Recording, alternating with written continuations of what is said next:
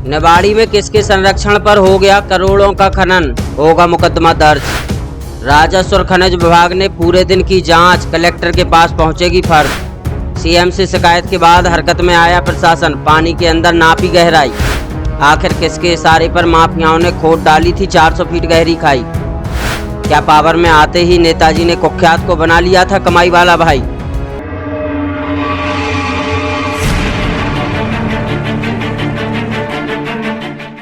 और रमेश खंगार बिना लीज की अवैध खनन कर रहे थे, किसकी शिकायत की?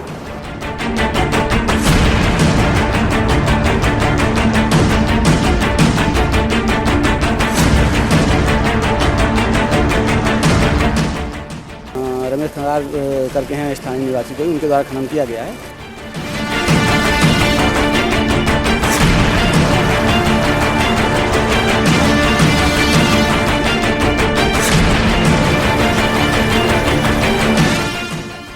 उसमें निवाड़ी के एक नेता हैं, जग जाहिर है उनका संरक्षण रहा। रमेश खंगार के ऊपर किनका संरक्षण है?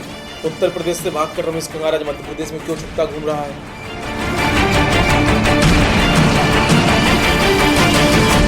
बुंदेलखंड के निवाड़ी में चुनाव से पहले नेताजी के संरक्षण में करोड़ों के अवैध खनन का खेल उजागर हुआ है। यहां सालों से अवैध खनन चल रहा था, शिकायतों के बाद भी कार्रवाई नहीं हो रही थी। खनन माफिया लगातार सैकड़ों फीट गहरी खाई खोदते जा रहे थे और हर रोज सरकारी राजस्व को करोड़ों का चूना लगाकर लाखों रुपए छाप रहे थे। पावरफुल नेताजी का संरक्षण होने के चलते जिले के आला अफसर भी शिकायतों को ठंडे बस्ते में डाल दे रहे थे, लेकिन मामला सीएम के संज्ञान में पहुंचते ही अब इस पर बड़ी कार्रवाई देखने को मिली है। कलेक्टर के आदेश पर खनिज और राजस्व विभाग की टीम ने पूरे दिन प्रतापपुरा किरासन मंडी में जांच पड़ताल की। जमीन की खाई तो ठीक, पानी के अंदर भी राजस्व और खनिज विभाग की टीम ने नपाई कर डाली और करोड़ों रुपए के अवैध खनन किए जाने की पोल खोल कर रख दी है। यहाँ सरकारी और निजी भूमि पर अवैध खनन का काला कारोबार चल रहा था। अनुमान लगाया जा रहा है कि यहाँ करीब 200 से 400 करोड़ रुपए का अवैध खनन हुआ है। हालांकि खनिज विभाग के अधिकारी अभी पूरी रिपोर्ट बनाने की बात कह रहे हैं। इसके पहले कि हम आपको बताएं कि खनन किसने और किसके संरक्षण में किया, किसकी शिकायत पर सीएम शिवराज ने इस मामले में एक्शन लिया, उसके पहले आप यह सुन लीजिए कि खनिज विभाग के अधिकारियों ने यहाँ कितनी तादाद में अवैध खनन पाया है। अवैध उत्खनन की शिकायत थी जो की गई थी, उसके आधार पे यहाँ पे जांच टीम कलेक्टर द्वारा बनाई गई थी। उसी के संबंध में हम लोग जांच करने आए थे। जांच के दौरान ग्राम प्रतापपुरा में अवैध उत्खनन की जांच की गई, जिसमें सेंसन एरिया के बाहर खसरा नंबर 113-114 में अवैध उत्खनन पाया गया। वहाँ पे पानी भरा हुआ था। वहाँ पे राजस्व विभाग द्वारा नपती भी की गई, गहराई के लिए रस्सी वगैरह डालकर उन्हें नाप किया गया। वहाँ पे स्थानीय लोगों द्वारा बताया गया कि वहाँ पे रमेश खंगार करके हैं स्थानीय निवासी, कोई उनके द्वारा खनन किया गया है। यहाँ पे ये एक सेंसन खदान है जिसके लिए शिकायत प्राप्त हुई थी। यहाँ पे भी नपती हुई है।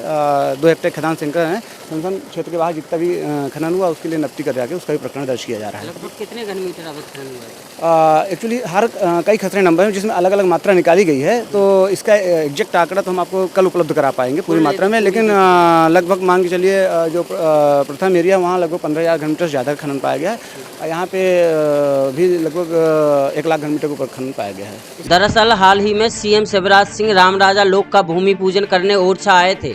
यहाँ उन्होंने एक सभा भी की थी। इसी सभा में जिला पंचायत अध्यक्ष सरोज राय ने अवैध खनन के काले कारोबार की शिकायत कर दी।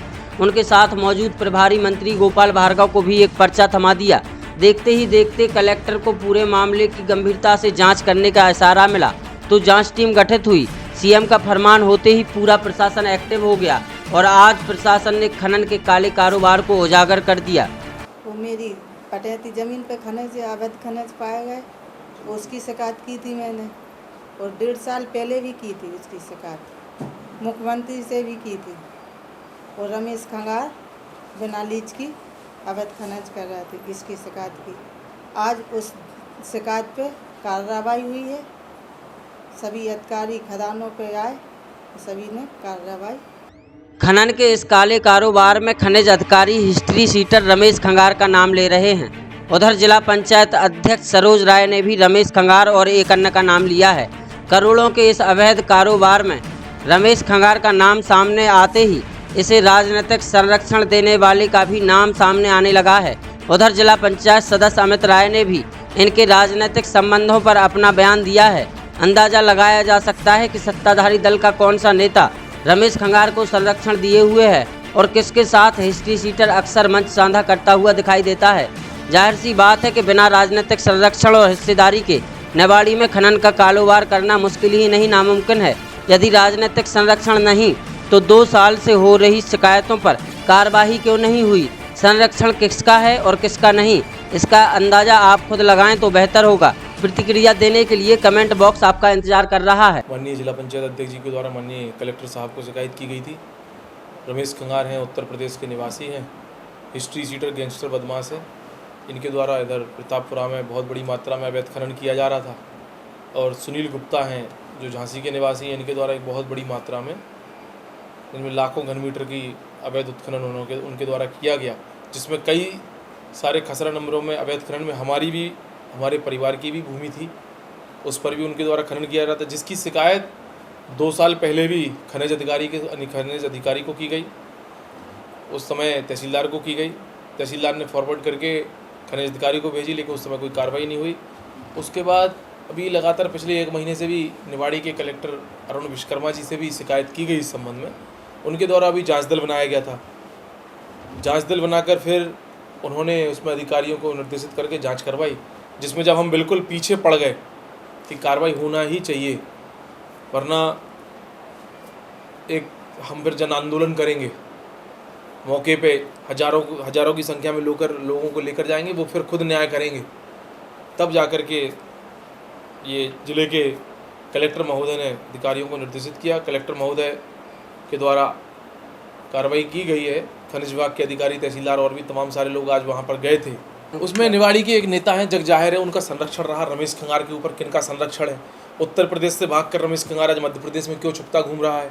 उत्तर प्रदेश में माननीय मुख्यमंत्री योगी आदित्यनाथ जी की वजह से आज कोई भी गुंडा बदमाश उत्तर प्रदेश में नहीं रह पा रहा। वो मध्य प्रदेश की शरण लेकर बैठे हैं। मध्य प्रदेश में किसकी शरण लिए हुए हैं आप सब लोग जानते हैं।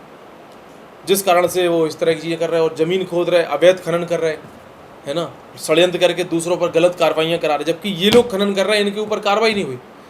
और जो खनन नहीं कर रहा है उन पर षड्यंत्रपूर्वक इन लोगों ने कार्रवाइयाँ करवाई। हमारा उद्देश्य कभी किसी को नुकसान पहुँचाने का नहीं है, लेकिन जब कोई अति करता है तो ऐसा नहीं है। प्रशासन भी है, जिले में कलेक्टर अरुण कुमार विश्वकर्मा जी के संज्ञान में विषय आया और जब हम पीछे पड़े तो इस पर निश्चित रूप से कार्रवाई आज खनिज विभाग के द्वारा की गई।